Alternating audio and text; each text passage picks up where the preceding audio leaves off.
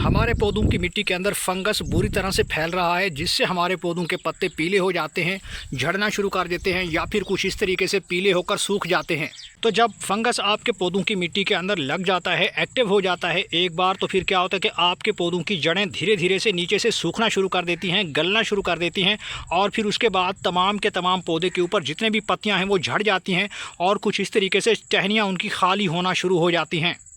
तो दोस्तों, गमलों के अंदर पड़ा हुआ फंगस हम कैसे ख़त्म कर सकते हैं और उसकी ग्रोथ को हम कैसे रिटार्ड कर सकते हैं, तो इस ऑर्गेनिक चीज़ का इस्तेमाल करते हुए हम अपने पौधों को दोबारा से सेहतमंद बना सकते हैं। जो पौधे सूख रहे हैं वो बहुत जल्द इस चीज़ को इस्तेमाल करते ही मिट्टी के अंदर जो भी बीमारियां लग चुकी हैं, कीड़े आ चुके हैं या फिर फंगस एक्टिव हो चुका है, काफ़ी बार क्या होता है कि ख़तरनाक फंगस एक्टिव हो जाता है जो धीरे धीरे आपके पौधों की जितनी भी रूट्स होती हैं वो जलना शुरू कर देती हैं, गल जाती हैं और धीरे धीरे आपका पौधा सूखता ही चला जाता है। तो ये चीज़ क्या है, इसे कैसे इस्तेमाल करना है, आपको कहाँ से मिलेगी, मुकम्मल इन्फॉर्मेशन के लिए आपने वीडियो को एंड तक देखना है। और अगर आप हमारे चैनल पे नए हैं और आपने अभी तक चैनल को सब्सक्राइब नहीं किया तो जल्दी से भाई के चैनल को लाइक कर दें, सब्सक्राइब कर दें और बेल आइकन के बटन को प्रेस कर दें ताकि गार्डनिंग से जुड़ी जो भी वीडियो अपलोड हो तो उसका नोटिफिकेशन आप तक पहुँच सके। तो चलिए दोस्तों, वीडियो को शुरू करते हैं।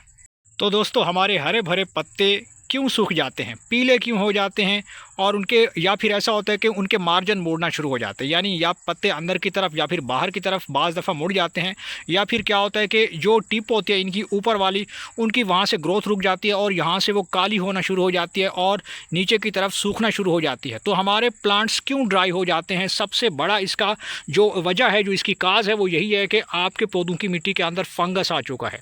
अब ये फंगस कैसे हमारे पौधों की मिट्टी के अंदर लग जाता है, तो फंगस तभी आता है जब आपके पौधों की मिट्टी के अंदर बहुत ज़्यादा मॉइस्चर होता है, कीचड़ होता है और आप पौधों की मिट्टी में प्रॉपर गुड़ाई नहीं करते, जिसकी वजह से क्या होता है कि जैसे जैसे पानी आप देते जाते हैं या फिर बारिशों का पानी आता है, मिट्टी आपकी वेल ड्रेन नहीं होती और पानी जो है सरफेस के ऊपर ठहर जाता है और उससे क्या होता है कि धीरे धीरे आपके पौधों की मिट्टी के अंदर का जो टेम्परेचर होता है वो फेवरेबल बन जाता है, यानी कि बहुत सारे कीड़ों के लिए भी वो बेहतरीन जगह बन जाती है। वहाँ पर अफजाइश करते हैं कीड़े, दीमक लग जाती है और फंगस तो वैसे ही एक्टिव हो जाता है क्योंकि फंगस को चाहिए मॉइस्चर।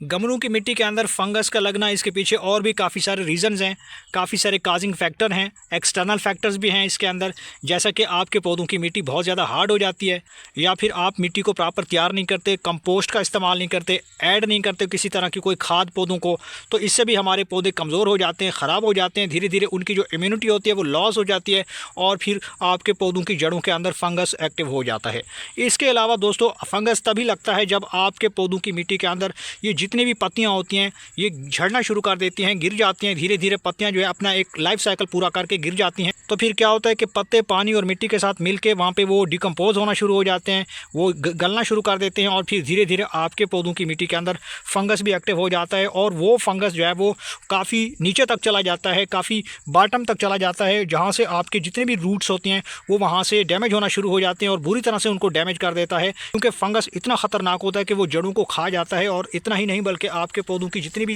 स्टेम्स होती हैं, यहाँ पे जो मेन स्टेम आप देख रहे हैं, इसे भी वो ख़राब कर देता है और नीचे तक आपके पौधों की जड़ें मुकम्मल तौर पे डैमेज हो जाती हैं, जिससे आपका पौधा रुक जाता है। और जैसे जैसे पौधे की ग्रोथ रुकती है तो पत्ते झड़ना शुरू कर देते हैं, टहनियाँ खाली हो जाती हैं या फिर पत्ते इस तरीके से कुछ पीले हो जाते हैं, काले हो जाते हैं और इसी तरीके से आपका प्लांट मुख्तलिफ बीमारियों का शिकार हो जाता है और बिल आखिर वो डाई हो जाता है।